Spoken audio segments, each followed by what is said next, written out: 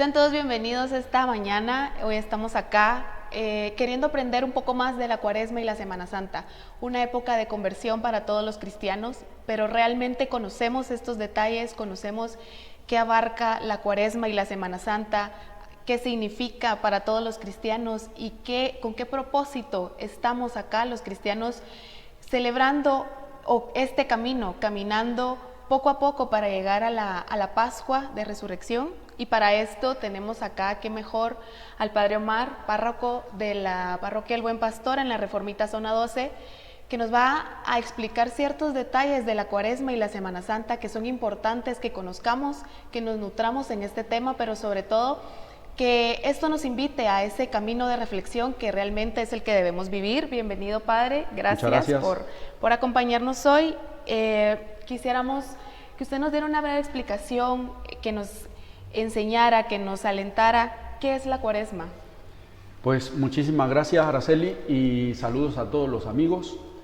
La Cuaresma siempre ha sido en la Iglesia el tiempo de preparación para el gran acontecimiento que es la Vigilia Pascual.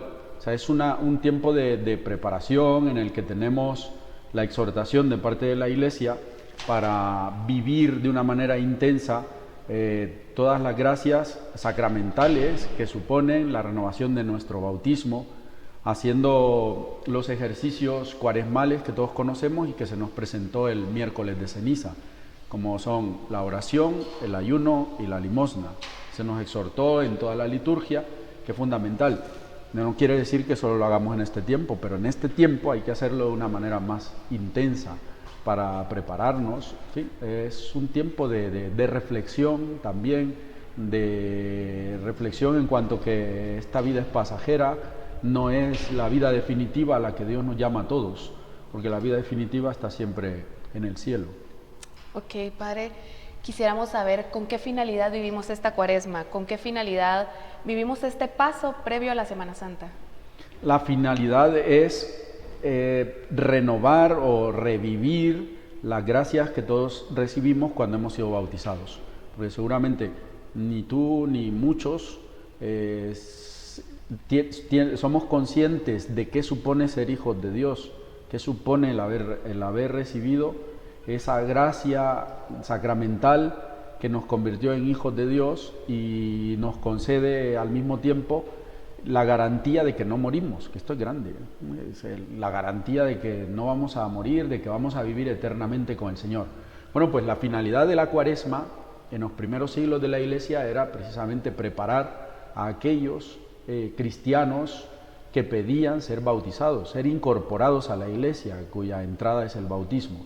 Se preparaban durante toda la Cuaresma, haciendo unos escrutinios donde manifestaban y con testimonios y testigos que realmente habían cambiado su vida, habían abandonado el hombre viejo y que la moral que mostraban era la moral que surgía del acontecimiento pascual. Nosotros ciertamente ya estamos bautizados, no vamos a hacer un catecumenado, que así se llamaba, pero podemos vivir este tiempo recordando y cayendo en la cuenta de lo que hemos recibido, que es ser hijo de Dios y comportarnos como tal. Claro. Existe vivencias diferentes entre la Cuaresma y la Semana Santa. Como cristianos católicos podemos ver que vivimos muchas veces en cuanto a tradiciones, con procesiones y todo, ¿verdad? Entonces quisiéramos saber ¿cuál es la diferencia en sí entre la Cuaresma y el paso a la Semana Santa? Sí, mira, históricamente esto ha tenido una evolución. O sea, los 40 días se les han agregado 3, que son miércoles de ceniza, jueves después de la ceniza, etcétera, ¿no? Y luego pues ya se puso, digamos, o si quieres, en un principio lo que teníamos era una Semana Santa, o sea, como preparación. Luego se ha visto la importancia litúrgica, sacramental, de tener un tiempo más extendido para prepararnos, como te repito, para poder vivir ese acontecimiento pascual en el que San Agustín, por ejemplo, le llama la madre de todas las liturgias, de donde beben todas las liturgias que celebramos en la Iglesia, y por tanto para nosotros es fundamental en los signos. Entonces, no sé, La diferencia consiste en que durante la Semana Santa pues vivimos de una manera más cercana y mucho más intensa con las celebraciones del Jueves Santo, la misa de la Cena del Señor, la Pasión del Señor, y luego evidentemente todo lo que está alrededor en la cultura religiosa, que son las procesiones, que eso para un cristiano es bueno, si tiene una fe adulta. O sea, que no se queda nada más en la participación a secas en una procesión, sino que además a un cristiano adulto en la fe, pues evidentemente recordar y que todo eso le recuerde el infinito amor de Dios, es siempre de mucha alegría, ¿no? El poder vivir así. Exacto. Sabemos que la Semana Santa inicia con un miércoles de ceniza de ayuno, un miércoles de ceniza que nos abre el paso a esa conversión, ¿verdad? ¿Qué significa esta ceniza y por qué miércoles de ceniza? Sí, la ceniza no debería de entenderse desde una perspectiva fúnebre.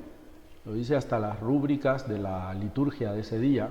Las rúbricas son las letritas, las palabras en rojo que ponen los misales, que son indicaciones de cómo se ha de celebrar los ritos, y además te dicen el sentido que tiene esa celebración.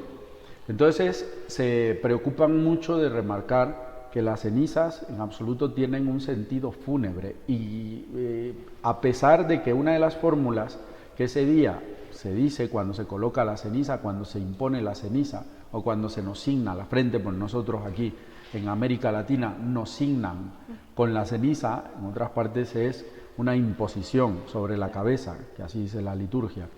Bueno, pues se dice: polvo eres y al polvo retornarás. Acuérdate que eres polvo y al polvo retornarás. Eso lo que nos está exhortando es abandonar al hombre viejo y nacer al hombre nuevo. O sea, abandonar el pecado, la vida del pecado, la oscuridad en la que nos podemos encontrar, y desear vivir en la luz. Ok. Como parte de nuestra actividad y esta entrevista que queríamos hacerle, queríamos tomar en cuenta a nuestros cristianos católicos que muchas veces tenemos tantas dudas, ¿verdad? Y no logramos aclarar, y se nos hace muchas veces fácil ir con algún amigo a preguntarle sin recibir una respuesta de fe completa, ¿verdad? Entonces, colocamos en Instagram una pregunta para responder a estas interrogantes que todos podemos tener, ¿verdad? Entonces, acudieron al llamado varias personas y varios seguidores en Instagram y nos hacen estas preguntas que quisiéramos nos respondiera, ¿verdad? ¿Por qué se realiza el Vía Crucis los días viernes?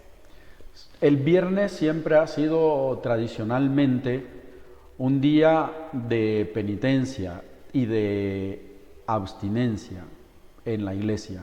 No solo los viernes de Cuaresma, sino también todos los viernes del año.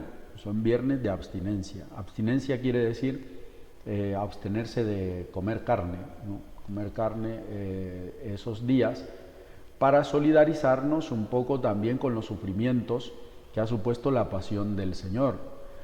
Con lo cual ya pues podemos entender por qué se designa o se ha elegido el día viernes para celebrar los Vía Crucis, que recuerdan la pasión del Señor, su infinito amor por nosotros. Eso no quiere decir que no se pueda celebrar el Vía Crucis cualquier otro día de la semana. O sea, puede hacer. De hecho, en Israel, cuando se va de peregrinación, pues llegas el día que llegas. Entonces, para hacer los Vía Crucis, puede elegir cualquier día. Ah, ok. Perfecto.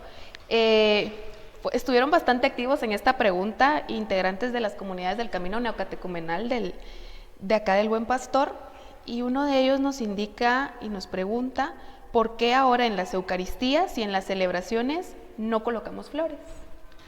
Por la austeridad que supone el tiempo, y para diferenciar un poco este tiempo de preparación, de espera, dice el Evangelio, de tener la experiencia de no estar con el novio, de no contar con su presencia.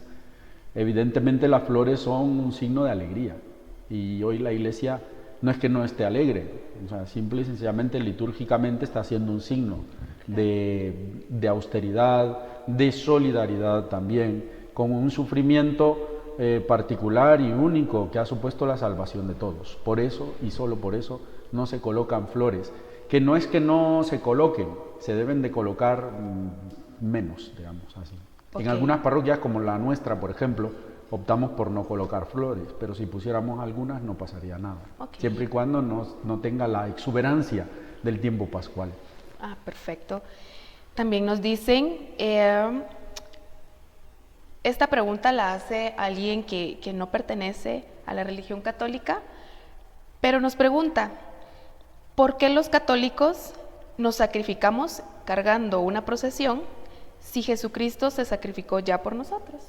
Claro, la diferencia es que el sacrificio de Cristo tiene un valor redentor universal, que no lo tienen nuestros sacrificios. O sea, de hecho, para que Dios nos conceda lo que nosotros pedimos, haciendo estas acciones, que a veces llamamos sacrificios, pero en fin, no haría falta, es decir, Dios nos puede conceder lo que le pedimos sin necesidad de que nosotros hagamos nada. No depende de los actos sagrados, que eso quiere decir sacrificio, sacrificere quiere decir hacer un acto sagrado, un rito sagrado. No depende de nuestras acciones, porque si dependiera de nuestras acciones y de nuestros sacrificios, evidentemente estaríamos hablando de una herejía que se condenó en los primeros siglos de la Iglesia, que se llama el pelagianismo. Es decir, todo depende de nuestras fuerzas. Es como obligar a Dios a que haga lo que yo le pido. En cambio, en la vida cristiana no se trata de obligar a Dios, se trata de que mi vida se someta a la voluntad de Dios, sabiendo que Él es Padre y nos provee.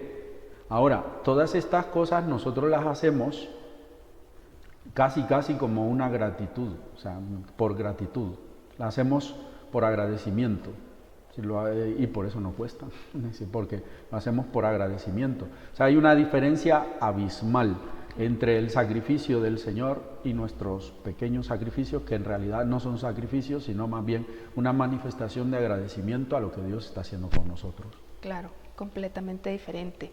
Una de las preguntas que más se repitió y que más recibimos es: ¿por qué la Semana Santa nunca se celebra en las mismas fechas y cómo hace la Iglesia Católica para calcular estas fechas? Hay un calendario ya establecido, nuestro calendario se basa en el calendario gregoriano. Entonces, según ese calendario gregoriano, pues así se van moviendo las fechas. Tampoco el día del trabajo cae el mismo día, claro, en todos los años. O sea, es lo mismo. Si entendemos eso, podemos entender lo otro. La Semana Santa.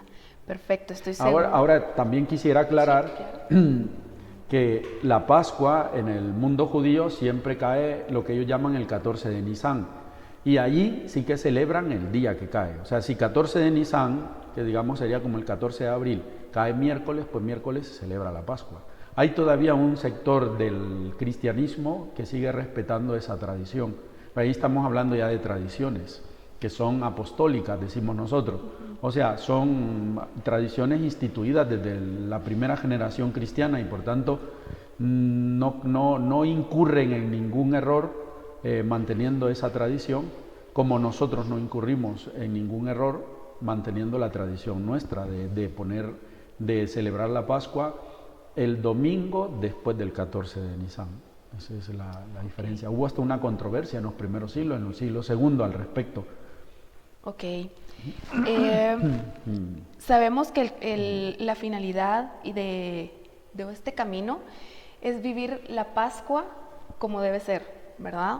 Nos preguntan en Instagram, como cristianos, al terminar la Semana Santa y vivir un domingo de resurrección, ¿cómo debemos actuar y qué debemos hacer para continuar en esa gracia?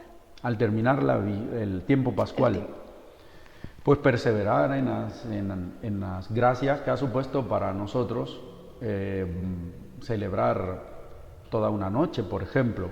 ¿Qué significa estar despierto toda una noche? Significa tener la actitud de alguien que está vigilando para que no le roben ni le horaden su casa. Pues esa actitud es propia de un cristiano, no solamente para la Pascua, sino toda la vida. Hay que estar vigilante porque la carne es débil, pero el espíritu es fuerte, dice la palabra. Entonces, esa, digamos que sería la actitud más grande que deberíamos de mantener a lo largo de toda nuestra vida. Vigilancia, prudencia, siempre, porque somos débiles, las tentaciones siguen, el combate arrecia todo el tiempo. hemos dicho el domingo pasado que el desierto es imagen de la vida terrena. O sea, nosotros, mientras estemos en este mundo, estamos expuestos a tentaciones, a peligros. Peligros me refiero del enemigo que nos quiere robar la gracia, que nos impide ser santos.